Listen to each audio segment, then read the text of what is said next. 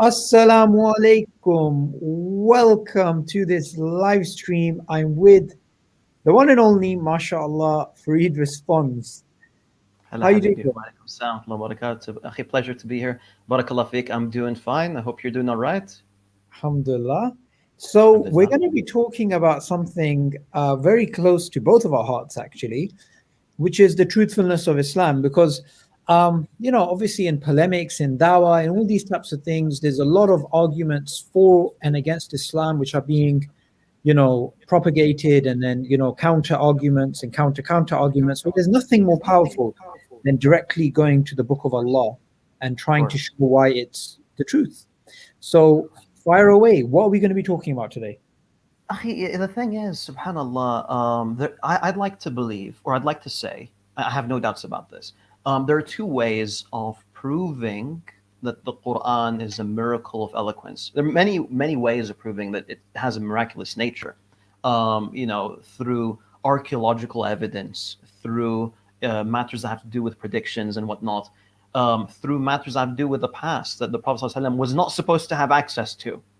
But when it comes to the eloquence of the Quran, that's the main miracle of the Quran. And there are two ways of approaching that. One is, um, well, first of all, before even going into that, the Quran is a miracle for all times. It's not a miracle of the past. It's not just a miracle during the time of Rasulullah. It continues onwards up until today. Yeah, And if we hold that belief, we naturally believe that we should have access to this miracle. yeah, And of course, a lot of us read the Quran, and we're unable to see how it's a miracle of eloquence. For a lot of people, it's because not having access to the Arabic language. And to a lot of Arabs, it's because of lack of access to elements and tools that have to do with the topic of eloquence, balagha, grammar, and whatnot. yeah, Um, Now, that's one way of how can I say this? Investigating or examining the miracle of eloquence of the Quran or the eloquence of the Quran itself. However, a lot of people aren't going to do that, and it's an uphill battle, and there's a lot of time that you're supposed to put into that. So there's an easy way. There's an easy way, which is testimony. Okay, yeah, um, and that's done by simply looking at um, how the Quran challenged the people of Quraysh and how Quraysh and the Arabs in general failed to produce something on par. That's simply it. Not only failed to produce something on par, but failed to produce anything. They didn't even attempt the challenge because of the nature of the Quran and due to the level of the Quran. It was something that people didn't want to challenge. So that's briefly the way I'd like to open this topic. If the Quran was um, just a miracle of the past, if that was the miracle that no one challenged the Quran, if that was the miracle, then the Quran is no different than um, Jesus raising the dead and Moses causing the sea to split. yeah, However, again, we have access to it today. So those that really want to get serious about learning about that miracle, then you can learn it yourself by learning the language, getting deep into eloquence, learning the books of Abdul Qadir al-Jurjani, benefiting from his Zamakhshari's tafsir, and really getting deep into that. That's the way to do it. However, yeah. we want to make things easy. Let's go into the past. Let's go into the history of the subject. Any thoughts so far?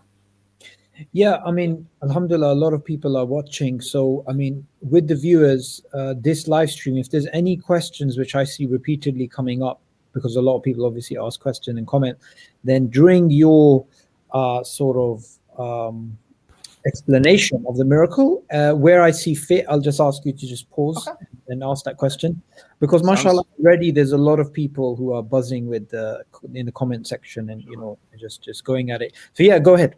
okay. Okay, I'm hoping I can get through all of this today. I'm going to try to keep it brief because it really is a huge subject. But briefly, I'd like to start off by talking about the nature, the environment of 7th century Arabia, and the importance of poetry.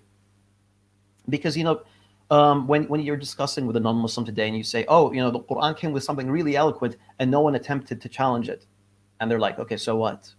They don't get the significance of this. They don't understand um, the nature of the competitive nature of society and how big of a deal poetry is. So the thing is, Akhi, when a poet was born, not like literally born, but when he rises, when his poetry is at that level, and a tribe realizes, oh my God, we have a poet, and he's a force. This is, Yahi, it's a cause of celebration, and the reason is because your tribe can, its status can skyrocket, and any of your enemies, you can just like destroy them, not even by fighting, just with a poet. That's how insane it was. And I will provide certain specific examples of that. Perhaps the most famous example is there used to be the biggest beef in the history of poetry, perhaps, is what used to happen between Jarir and al-Farazdaq. And this is in the early days of yeah, in the first century of Islam, by the way. This isn't Jahiliyyah. However, of course, there stuff like this did happen in Jahiliyyah, perhaps not to this degree, but basically Jarir and Farazdaq used to go back and forth, attacking each other through poetry, and there was a third party who had nothing to do with it, who made it a part of his business, who happens to be Ar-Ra'i Numayri from the tribe of Bani Numayr. So Ar-Ra'i Numayri, what he did was he used to always side with Al-Farazdaq, and he used to go to Jarir and he used to troll Jarir and used to say, oh, Farazdaq destroyed you, Farazdaq owned you, to a Yeah. degree. And what happened was Jarir basically said to Ar-Ra'i Numayri, listen, if you keep on doing this, I'm going to have to end it. And he kept on pushing it. So Jarir basically went home, wrote up 90 lines of poetry attacking Beni Numayr, and it is brutal. It is a brutal demolition, and basically, by the time his poetry spread, Numayr had to change its name. The tribe had to change its name from Beni Numayr to Beni Amr. Can you imagine That's a that huge. happening? Yeah. That's huge. Akhi, and If you you know, understand tribal customs, you would know that, yes. like, Yes, and it's like a vague name because there are many Amrs, many like Beni Amr can mean a lot of things, right? They chose like Amr, who's the father of Numayr, to kind of get away from this, to get away from this. There's another example of this happening with Qais bin Amr, and he attacked Beni al-Ajlan, and that also caused them to change their name. And this was during the time of Umar bin Khattab, and they went up to Umar and they complained to Umar, this guy is attacking us. He said this and that about us. And it was only after Hassan bin Thabit spoke about this and spoke about the destructive nature of what this poem just did to Bani Ajlan that it is said that the poet himself was imprisoned. Some said that he was actually lashed for doing this. It's yeah. a big deal. Umar also imprisoned, if I'm not mistaken, Al-Hutay'a, if I'm not mistaken, if that's how to pronounce his name.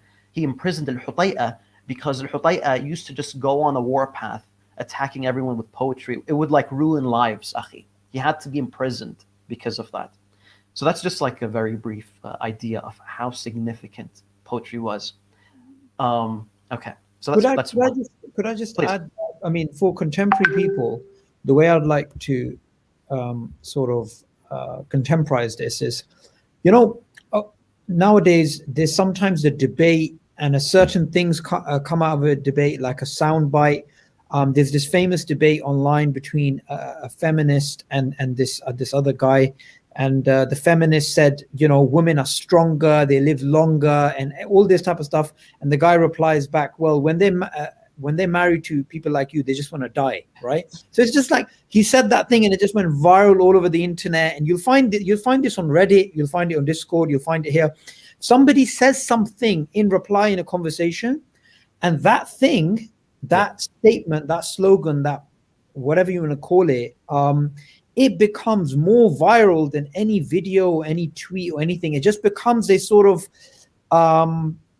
a movement in of itself, right? So, Right. for example, send me location. Right. Right. Right. Thing. It's a good So, you know, example. when we're talking about poetry, we're not talking about some ancient tradition which is no longer, even today, the eloquence in a refutation, right? The eloquence in going back and forth, that will go away itself and it will just turn into something else. So that's what we're talking about here when we're talking about poetry. We're talking about something which is still very relevant, even though it's a different category, but it's the same thing. I would like to emphasize that this stuff was memorized, and it is said that Ra'i Numairi, I think, if I'm not mistaken, he was going to Basra. By the time he got to Basra, his tribe was already there saying, "What have you done?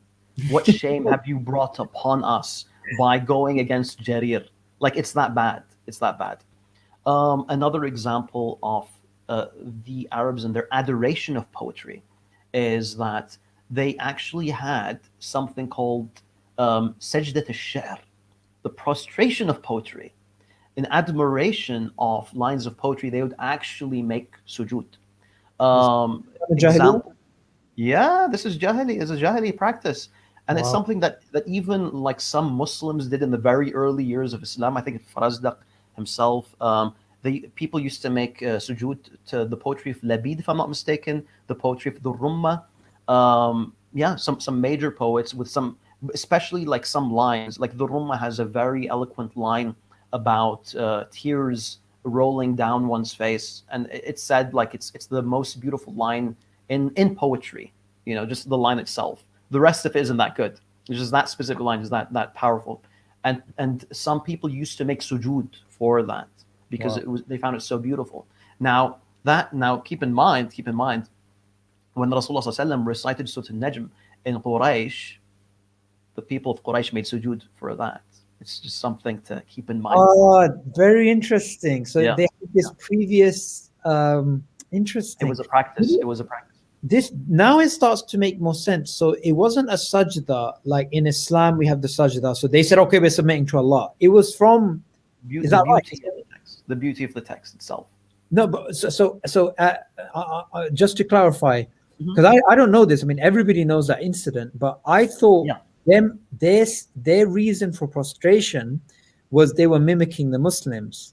But what I've learned from you is actually they were mimicking a Jahili practice of sajda Yeah. when you have something really And those astounding. lines, in other lines in poetry, when they actually do sujood for the sha'r, it's not, it has nothing to do with praising gods or whatnot. It's about the beauty of the text itself. It's something that they admire so much that they actually prostrated to. That's something that actually happened. That's how important poetry was. Yeah, Another aspect of poetry and society's relationship with poetry is you had different forms of competition between the poets. So let me just, I want to check out some of the terms that I have here that um, I've collected here. So you have al-musajala, and al-musajala is when al-musajala is basically you have two poets that you have a judge who chooses a specific subject, and then you have two poets that basically try to come up with the best lines about that specific subject, and it has to be on the spot, and the judge has to judge between both poets. And excuse me, um, you have um, you have another form in which someone would come up with half a line of poetry and the other poet would have to continue the other half. You know, stuff they had like these different games, different types of competitions between poets. And that's the lighter form. So what I'm trying to say is by even mentioning this is Arabs were very competitive in nature when it came to poetry, and they had different types of poetry competitions in that sense in order to determine who is the better poet. And that's like the lighter form of this. The harsher form of this is poetry that occurred in wars. Poetry occurred when each tribe was attacking one another naturally. Um, you know that sort of thing. And you have examples. If you look in books of Sirah, you will find that the Muslims and the Kuffar of Quraysh, they used to go back and forth quite a bit. And there are like these rules, kind of, where they have to use the same rhythm, they have to use the same rhyme. So, and they stuck with this stuff. They stuck with these rules. They stuck with the same rhyme at the end. Let's say, like, the line ends with a ra or a ba or whatever. The person who's responding would respond with the same rhyme, basically. And they would do that not only in order to shoot the other tribe down, but our poetry is better than yours. Of course, that's something that is always a focus. So yeah, poetry was a huge aspect of their lives, and yet when Rasulullah SAW came with the Quran, instead of refuting the Quran with their own lines, instead of coming up with a Quran like it, what they did was they attacked Rasulullah with poetry. They attacked his poets with poetry. They attacked the Muslims with poetry. And they used to match the poetry of the Muslims back and forth. So Hassan bin Thabit would have some poems and he would attack the people of Quraysh with them. And the people of Quraysh, they would attack, the poets of Quraysh would attack Hassan bin Thabit and the Muslims with same structure, but they wouldn't do that with the Quran, which is really interesting. Why would they not attempt that with the Quran? Um, in regards to Hassan bin Thabit, this is another aspect of the Arabs and their acceptance of Islam. Hassan bin Thabit was arguably the best poet of his time, arguably. And Hassan bin Thabit once was, if I'm not mistaken, he had one of those competitions, and Nabigha was the judge. Nabigha was one of the top two poets of all time. And Nabigha basically, judged for the other person, said that the other person, I can't recall who it was. If I recall correctly, I could be mistaken, but I think it was a female poet. And Nabigha said that the female poet was the better poet, and Hassan was furious. And he said, I'm a better poet than you and your father. He said that to Nabigha. So this fiery Hassan bin Thabit could not believe that someone judged, or Nabigha judged the other person's poetry to be better. In any case, Hassan, when he heard of the Quran, when he heard of Islam, when he met Rasulullah, he accepted that these are the words of Allah. Why couldn't Hassan say, oh, I could do better? I write stuff like this all the time. You had major poets like Labid, who is actually one of the poets of Al-Mu'allaqat, whose poetry used to be stuck on the Kaaba. He Yeah. himself accepted Islam. After he accepted Islam, by the way, we don't have Islamic poetry by Labid. There's no more poetry by Labid. Labid stopped writing poetry, which is wild. And he's not the only one. I do have a couple of names here of others who did that. If you don't mind giving me a second. Yeah. Malik bin Umair al-Sulami, Bashar bin Adi al-Ta'i, other poets who actually left poetry. And Labid actually says, why would I continue writing poetry after Allah subhanahu wa ta'ala has given me Al-Baqarah and Ali Imran? It's insane what Quran did. Yeah. These major poets just simply submitting instead of writing against the Quran. That's just an amazing fact. Sorry to interrupt, but Please. there's one way of explaining this is if you look at a country like China, they have over 1 billion people, but in the World Cup, they hardly, play a significant role.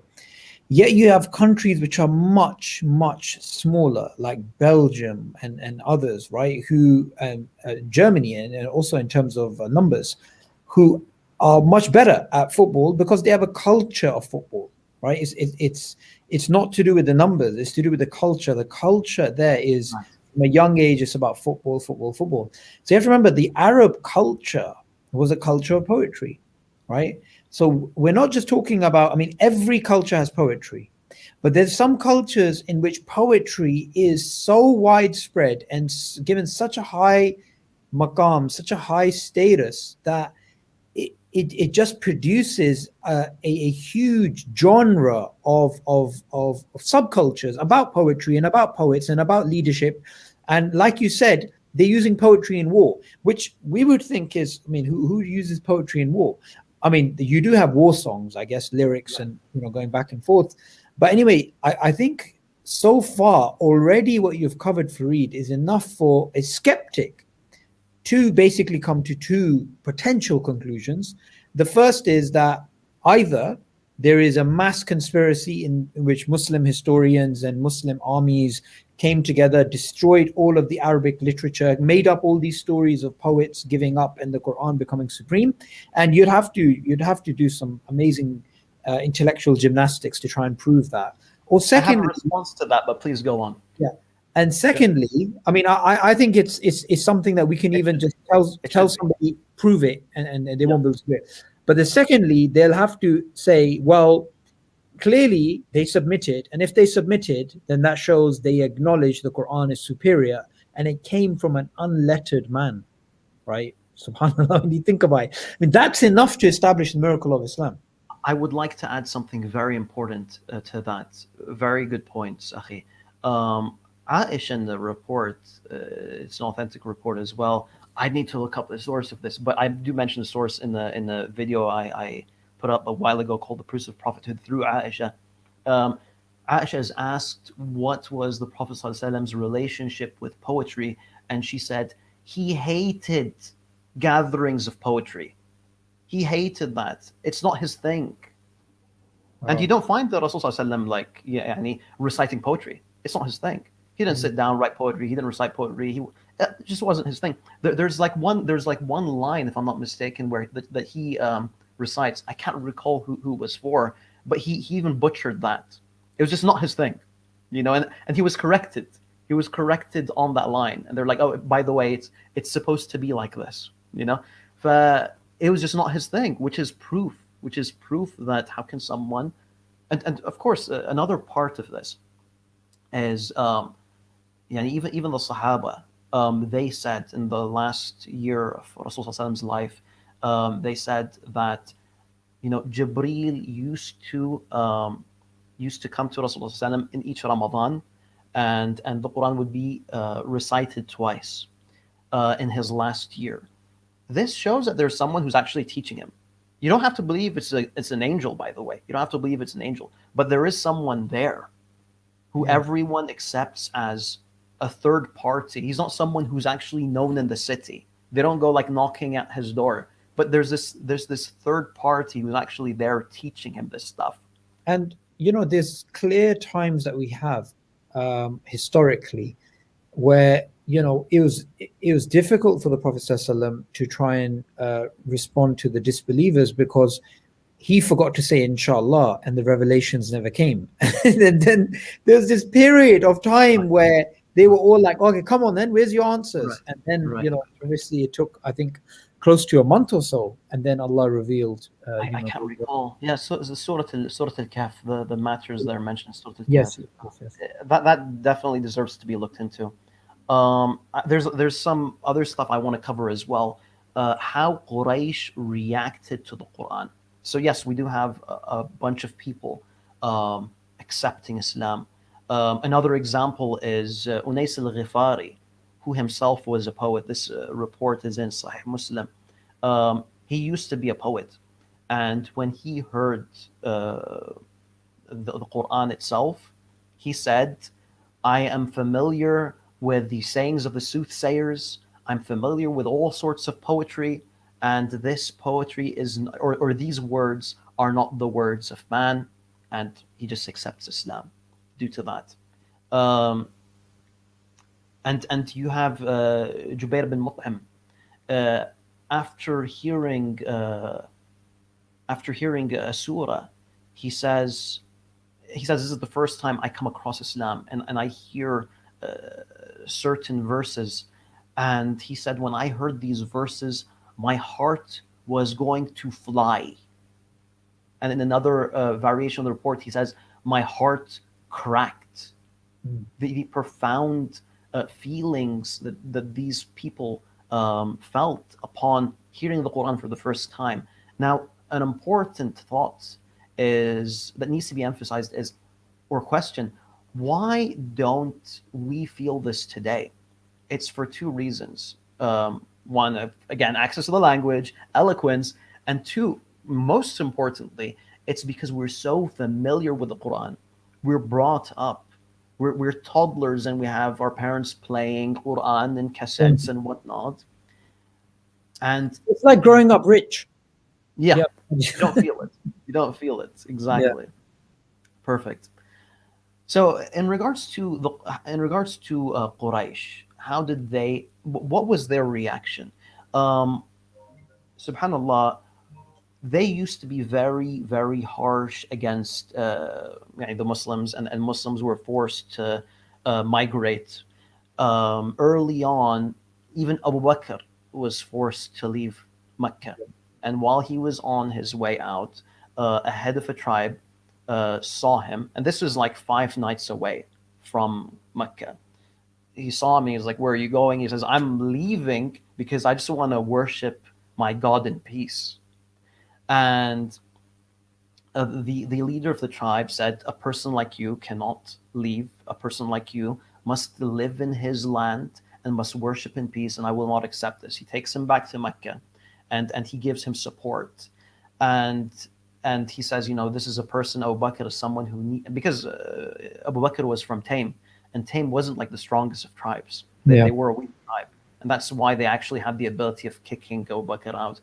So it's all so interesting how Islam broke through tribalism, and Abu Bakr himself became a caliph, which is another like topic for another time. But Yeah. yeah, at the time, Abu Bakr had to remain at home and worship at home, and Abu Bakr was kind of like pushing the boundaries. He built a little room in which he used to pray in, and I guess people had more access to it. I don't know through I'm not sure how exactly, but apparently had people had more access to his voice through that other room.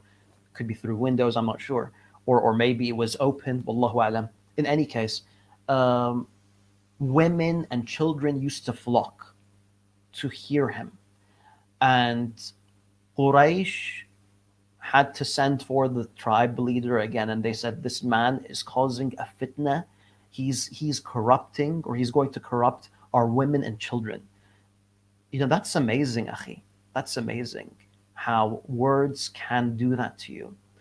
It's not just the meanings of the words, but the words themselves, the structure of the words. Because the meanings that are found in the Quran can also be found, a lot of the meanings of the Quran can be found in earlier books, in the Old Testament, New Testament. However, it's the eloquence of the Quran that makes it stand out. Another example is, and this is ajib, how Quraysh reacted when they heard the Quran, and what they did to stop the Quran from spreading. Um, the verse says, وقال الذين كفروا لا تسمعوا لهذا القرآن والغوا فيه لعلكم تغلبون. The unbelievers say, listen not to this Quran, but talk at random in the midst of its reading, that ye may gain the upper hand. Quran 41:26. So they would just try to distract people by whistling, by clapping, by speaking aloud, in order to cause people to not hear what Rasulullah ﷺ is saying. Can you imagine that? Can you imagine that Rasulullah ﷺ is in front of the Kaaba, and he's reciting Quran, and you have people randomly clapping or whistling or just making sounds in order to distract people away from him? Can you imagine that? It suggests that these words had a profound effect on people, and people were just trying to suppress this in any way by making noise. And the Quran, subhanAllah, Allah subhanahu wa ta'ala captures their actions and immortalizes these actions in words. And we recite them now. And the Rasulullah ﷺ recited them at the time. And another verse, لا تجهر بصلاتك ولا تخافت بها.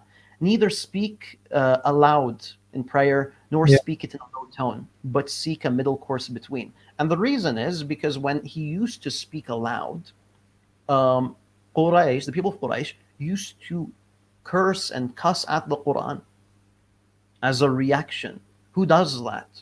Yeah. Who does that? And the reason is because, again, these words are so profound. The sentence structure, the eloquence, its effect on people was so profound. We need to just disparage this speech, disparage this message, cause people to be distracted away from this.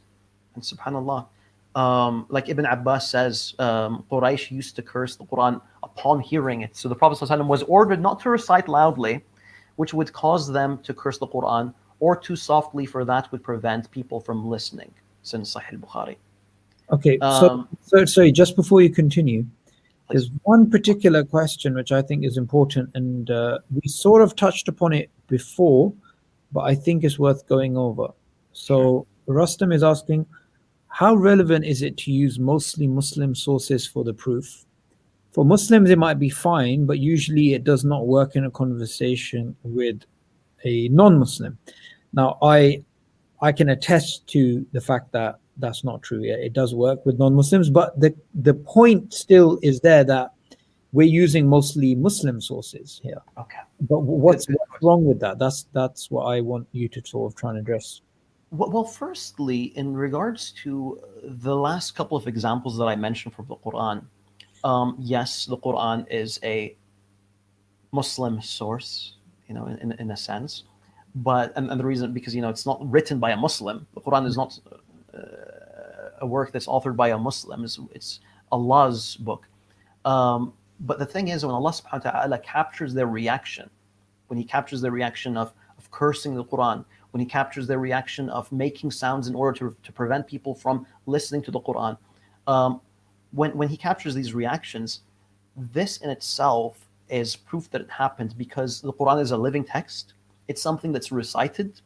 And if these things didn't happen, then people would just simply say, "This never happened. Yeah. We never cussed at the Quran. We never tried to suppress the Quran in this way." And there's another verse which is very significant. Basically, Al-Walid bin Mughira, who is the father of Khalid bin Walid, who is one of the heads of Quraysh, upon hearing the Quran, thinks about it, tries to come up with a solution. The Quran immortalizes his words, in which he says, "This is magic." Al-Walid bin Mughira refers to the Quran as magic. And there are multiple verses of the Quran in which Allah subhanahu wa ta'ala captures the kuffar referring to the Quran as magic. Now, if this wasn't said,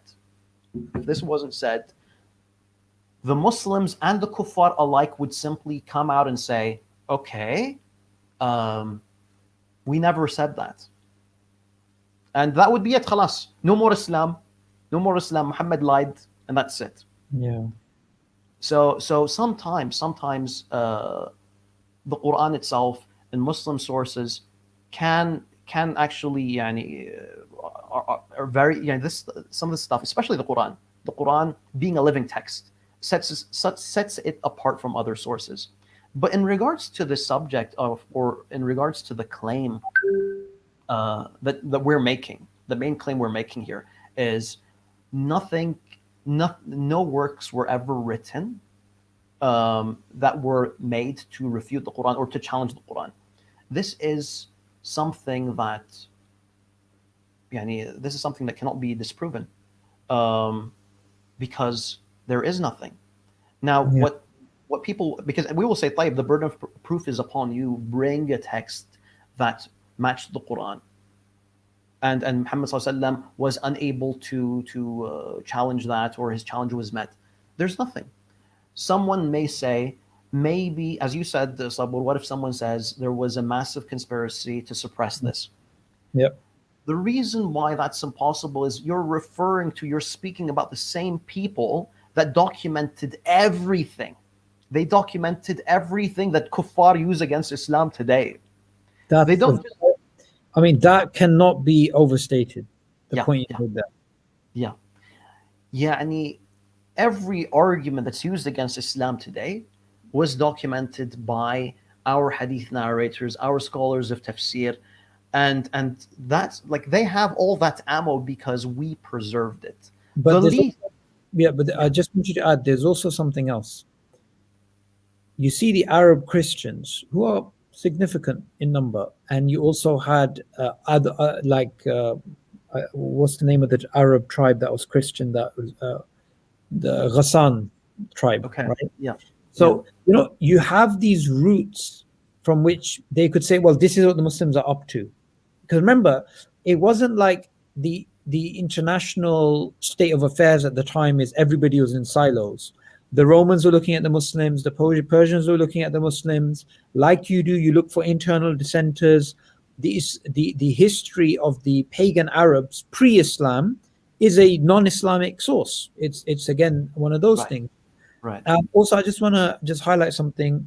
You know, there are things in our recorded history, such as with the Prophet ﷺ, he falls off a horse, right? Or something else, which would be embarrassing from a mm, megalomaniac point of view, from a right, narcissistic point of right, view. But those right, things are recorded, right? right, Also, something which is very common in the world today is to show off your wealth and this type of stuff. And the Prophet ﷺ lived a very humble life. And in the ancient world, if you came across as humble, no one took you seriously. So even his behavior didn't fit, the expectations of the pagan Arabs. So there's loads of ways we can refute this. subhanallah, subhanallah. Um, yeah, man, there's so much to say about this subject. I really enjoy digging deep into this, researching this. Um, this point itself about Quraysh referring to the Quran as magic. Hmm. And yeah, what's really surprising to me is you have non-Muslims today, sometimes ex-Muslims, saying stuff like, "Oh, the Quran is just an ordinary book. I could have written something like this," or things of that nature. And you had these major poets that accepted the Quran, and kuffar referring to the Quran as magic. What is this? What could it mean? What is this about? And inshallah, yani inshallah, uh, I hope people look into this more, and I hope people open their hearts. And I'm not saying, guys, go learn eloquence. I'm not saying this to a non-Muslim, because that's it's not easy. It's not easy. It takes a lot of time. But just open yourself to this idea. Open yourself to the idea that um, this question of why didn't they attempt to go against the Quran and come up with something like it. And by the way, I dislike using the word inimitable, because the word inimitable suggests, you know, imitate, Yeah, copy, yeah, and that's not what the Quran is saying. That's not the challenge. The challenge isn't to copy. If you copy something, you lose. What you're supposed to do is you're supposed to do the same thing that the Arabs did when they had their wars and they used to write poetry against one another. Come up with something on the same style with the same style. You know, have the verses end in the same with the same letter and the same rhyme, something like that. Come with something on the same level. That's it. That's it. And most of the times when I see people challenging the Quran, a lot of times it's not even people who know Arabic, but what they do is they just take some verses, jumble them up, put them in different orders, or quote a verse completely and change a single word. That in itself is referred to as plagiarism by the Arabs. And when you plagiarize something, you simply lose, yeah, and you're called out for it. yeah. And also, what you do is you it's kind of like this. If I tell you, Farid, here's something, I just want you to keep it to yourself, right? Right. And don't tell anybody about it. I go to someone else, I say the same thing. Go to someone else and say, over time, it's out of the bag, right? And that thing Right. is just gone out there. So if there's this mass conspiracy, okay, guys, what we're going to do is we're going to just rewrite the entire Arabian history. I mean, there's certain facts which are non-Muslim, sorry, non-Islamic, which are just facts. They Yeah. had a culture of poetry.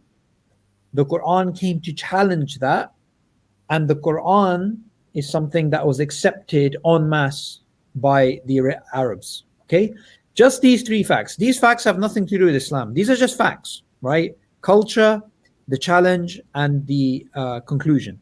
These three alone, you can use these three non-Islamic facts to infer the same conclusions that you're inferring now. The only difference is all the details and all those types of things. Yes, we get them from Islam, but even these three facts alone are sufficient to basically just establish the miracle of Islam. Good point. Good point. As you said, you see this stuff about um, the Arabs and their care and the significance of poetry and their culture. This isn't stuff that some Muslims came up in order to give the Quran more weight. There's no motivation for recording these reports apart from these reports being there and reflecting their society and reflecting their environment. So it's a stretch to assume that everything that can be used as evidence for Islam is a fabrication by someone. It's just unreasonable. History doesn't work like that. Yeah. And also, normally what happens is, I mean, if someone does want to make this claim and they do want us to take them seriously, then this counterfactual, right, alone is enough. And this is that if this was true, that Muslims did this, right, then you have to you have to say kudos. You have not kudos. We have to say, well done to the Muslims, because we would be the only civilization in history that managed to successfully rewrite something without being discovered by future historians. Because what you find is Egyptologists, when they're studying certain things, they'll say this is the narrative that the pharaohs were pushing out in this particular era. However, you can see they're whitewashing their history because we also have these reasons. And you find this throughout. You find this about the Romans and the Persians. You'll find, okay, historians saying, well, this is what the rulers were pushing out. This is how they write, or how they got rid of all of their manuscripts, and this is what's left over. So they'll uncover all of these things to the point that political murders, I've forgotten the name of the Egyptian pharaoh who was actually supposedly killed, right? Even who killed him, the whitewashing that happened afterwards, everything is uncovered. Where's the evidence? I mean, these Orientalists, they attack Islam using its sources, but no Orientalist can seriously uncover all of this city underneath the surface that would be hidden in terms of the cover-up. There's literally nothing. In fact, I mean, of all the people I know and all the people that I'm sure you've been reading and other people are reading, no one's bothered to make that argument because there's literally no evidence for it. The crazy, like the only things I can hear that can kind of be used against this are like revisionist theories that say that the Quran was written 100 years later, or stuff like that. That people and even academia would not take seriously. Yeah, yeah. And even when they make these types of arguments, okay, the Quran came 100 years later, or even the Prophet ﷺ was not a real historical figure. Yeah. That's fine, but all we need to do is not respond, simply ask them, fine, substantiate that. Because if we go by your extreme skepticism here, we could say the exact same thing about Napoleon, about Genghis Khan, about Alexander the Great. We could say these people are myths, right? They don't actually exist. I remember a few years ago listening to William Lane Craig talking about this, and he's obviously said some really not true things about Islam. He's definitely not a friend of Islam. But anyway, when he was on this podcast with this other Christian commentator, and they were talking about this, he actually said, look, I believe Muhammad was a real historical figure, sallallahu, right? So even, regardless of all these arguments, eventually you have to concede certain points. He was a real historical figure. Well, if he was a real historical figure, and he did manage to challenge the culture, and I want everybody to understand something, culture is something that the most brutal dictators in the world cannot challenge, right? This is very interesting. So, for example, the Spanish went over to Latin America and they colonized it, but they couldn't change the culture of the Latinos, the Hispanic people. Likewise, you have the British who ruled India for hundreds of years, but they couldn't change their culture. They couldn't change sati and they couldn't change all these types of things that they actually had. Likewise, when you had Alexander the Great who went to Persia, in fact, he started mimicking their culture rather than changing their culture. Now, in terms of the Arab civilization, it wasn't a civilization before Islam, but the Arab population before Islam, there were a few things there that were cultural norms. Love of wealth and the love of people of wealth, right? So they had this materialism. Two, the hedonistic lifestyle of womanizing and drinking and this type of thing. Tribalism, the idea that the tribe, I'm going to fight and die for the tribe, whether they're right or they're wrong. Now, as somebody who's from a tribal background, like we're from the Abbasid tribe, right? Settled in northern India, but now northern Pakistan. I know, and even though the tribal life is still far because I'm not there physically, but when you go to those areas and you see, okay, this is how they interact. Imagine the tribal systems and how sacred, supposedly sacred they're supposed to be. Right. And then on top of that, then racism, right? This thing about, okay, these people are inferior to this. So now you start to have all of these things, and in comes along a man, and this man basically challenges all of these societal norms, these cultural norms.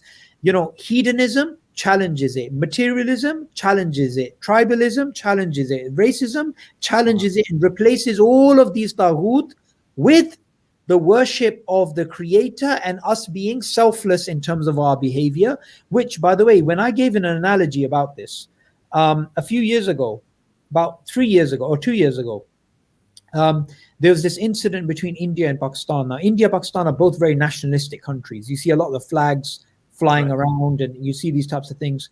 I gave the example when I was in Pakistan that imagine somebody holding the flag of Pakistan, right, in New Delhi, the capital of India, during the height of the crisis when the Indian planes were shot down by the Pakistani pilots. Yeah. Now, by the way, just as a caveat, I'm not nationalistic at all. I'm just giving an example, right? However, if the person was to raise the Pakistani flag in New Delhi, they'd be killed, they'd be butchered, they'd be slaughtered, right? Because everybody loved India. Even the most secular liberals who normally criticize BJP and Modi and these, even they would be like, no, we need to unite. And it's a natural thing that psychologists speak about, the in-group, out-group thing, that in-group competition. So in-group cooperation is directly linked to out-group hatred. So kindness and altruism and empathy and ethics and morals and all of these things are the products of hating someone else. You got to hate someone else. So you have the Prophet ﷺ raising the flag of Tawheed in the land of Shirk on his own, and he does it brazenly and he's successful. Right? That itself, I mean, what more evidence do you need? If the message of the Quran was in line with Lat and Uzza and Manat and these being worshipped, and then Allah being the supreme creator, and these are intercessors, then I can see somebody trying to make the argument that, there's nothing special about the Islamic phenomena. No, there's something very special about the Islamic phenomena, because like I said before, cultures don't change. They don't change. Yet when it comes to the Islamic culture and how Islam reformed the Arabs, that is something phenomenal. And now when Islam, and this is very interesting, again, I'm not being racist here, I'm from the Indian subcontinent. The Indian subcontinent is very materialistic, right? People wear, they have this thing that when you get married, you have to give gold, and there's a lot of focus on money, there's a lot of focus on wealth, there's a lot of focus on status. So in India today, in Pakistan, Bangladesh, all of these countries which are part of the Indian subcontinent, there's a massive thing about wealth, right? And a huge sort of focus on saving and this type of stuff. Yet Islam came, and these Indian people were reformed. They gave up their culture, which is why what you find is that, Islam and Islam's focus on sadaqah and Islam's focus on these things, Whereas in Hinduism, you have this, type of philosophy with the idols and these types of things, where people even started worshipping money. They have these idols that they go to because they want more money, or some of these idols are made of gold. Which, as an interesting fact, when the Muslim invaders came in from the north, they actually used to raid the temples, smash up the gold idols, and take them back, because that's how much they love wealth. But Islam has this amazing power of cultural transformation, which even Chairman Mao and Xi Jinping and all these people, they can't even change the Chinese culture, even with all their brutal technologies, even with AI, even with, they have this social credit system in China where they can see people and their actions, and they can give them credits. Yeah, they still can't change culture. Yet Islam and a man in the desert 1400 years ago, he changed the world culture, not just the culture of one civilization. Barakallah feek, man. Beautiful points.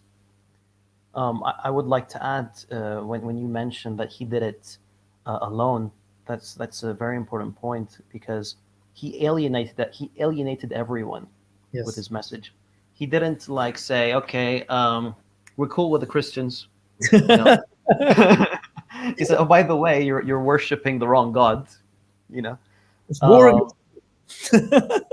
he went against everyone. He went against everyone, and the same thing was carried. The same message, all that was carried by Abu Bakr when Hurub al-Ridda occurred, and that was quelled. They're like, okay, Abu Bakr, now what?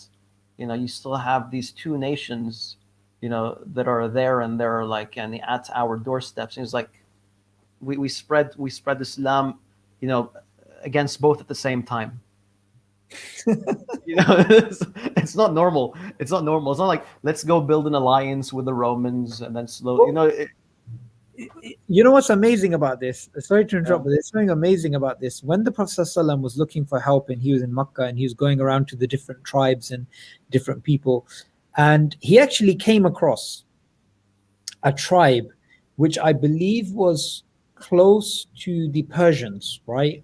And this particular tribe, he was with Abu Bakr, and he was there, and he again asked for support from somebody. This is before the support came from Medina. Now, what happened was, he actually asked this tribe again and these people for support, and they actually agreed. A lot of people don't know this, because we only have a superfluous understanding of the seerah. Sadly, we don't look into it in depth. And what actually happened was, these people could have been the Ansar. The Ansar, right? They could have been the what we remember as Medina, and their cities and their villages. That's where the Prophet ﷺ would have been buried. And so they basically said, we will give you complete support, military support, political support, shelter. We will fight. We will do everything. We'll give you everything. But our support is not unconditional. It is conditional that once you are successful, and once Islam is established and all of these things, and our support, when you die, then the leadership goes to us, right? Now, that's from a very Machiavellian point of view. That's a very sweet deal, right? So you basically get everything you want. When you pass away, they're going to be still upon Islam. But what did the Prophet ﷺ do? Islam is complete submission. So they had one thing they did not want to submit on, and he rejected them. Until the people of Medina came, who gave unconditional support. What does that go to show you? It sometimes also goes to show you, bro, that, Farid, I'm sure you realize sometimes in life, when you're coming across these Muslim liberals who are dumbifying Islam, liberalizing Islam, they're trying to sell out on certain points. I can see, both of us, I'm sure we can appreciate that. Okay, I know what you're trying to do. You're trying to make Islam more palatable. But what we learned from the Prophet ﷺ is, he's taught us Islam is binary. It's one or zero, right? It's either you accept total submission or you don't. So even if you're trying to make Islam, trying to make it acceptable by getting rid of one condition or one particular thing, in essence, you're not really calling to Islam. Because Islam is unconditional surrender, right? That's the point. It's unconditional surrender. And it's like this: either you go in all or you don't. There is no middle path in Islam. We worship a bit of Uzza, a bit of Allah. No, it's just either Yeah. Islam or not Islam. I'd like to comment on something that you've mentioned about how the Ansar allowed Rasulullah ﷺ to, I mean, how they support him in that sense. So they didn't just help someone that was having issues with his tribe, Yeah. but they made him their leader. They Yeah. brought him into town, Oh, sorry. causing. Yeah. Sorry, I just completely forgot. I'm supposed to be live on another channel right now. I completely lost track of time. So I think what we're going to need to do is, if you complete your point, I'm just Yeah. going to move over. All right. I can't believe it. I'm supposed to be like, I was having so much fun. I lost track of time. Are they live right now? Well, they're waiting for me because I'm the host. Oh, snap. Okay.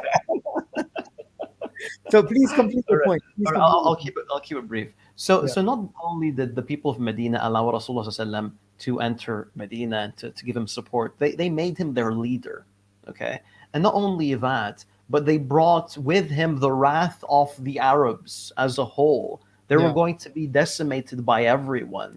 That's Yeah. Al-Ahzab was the tribes gathering against the people of Medina, coming together just against Islam and to end Islam. And most importantly, well, how to tie it with our discussion right here, these were two tribes, Al-Aws wal Khazraj, two tribes with bitter history, warfare, and poetry against one another, having poets on both sides accepting Muhammad sallallahu alaihi wasallam and the Quran being from God, and accepting that they cannot challenge this book, and Yeah. they allow this man to lead them. Yeah. And I'd like to end it with that. Absolutely. And I think definitely we need to continue this session, because I really think that we're now into the territory of churning out one after another similar arguments, but all arguments to establish Islam as being, true, because these things are just so hard to try and refute. So Jazakallah khair for joining us, Farid. Thanks for having me. SC Dawa, I'm going live, guys, with Hamza Sotsis. We're going to be speaking about atheism or Islam. What makes you happy? Right? Obviously, it's not going to be atheism. May Allah bless you. Any last point you want to add? I'm good. I don't want to keep you from the guys. Absolutely. Jazakallah khair for that.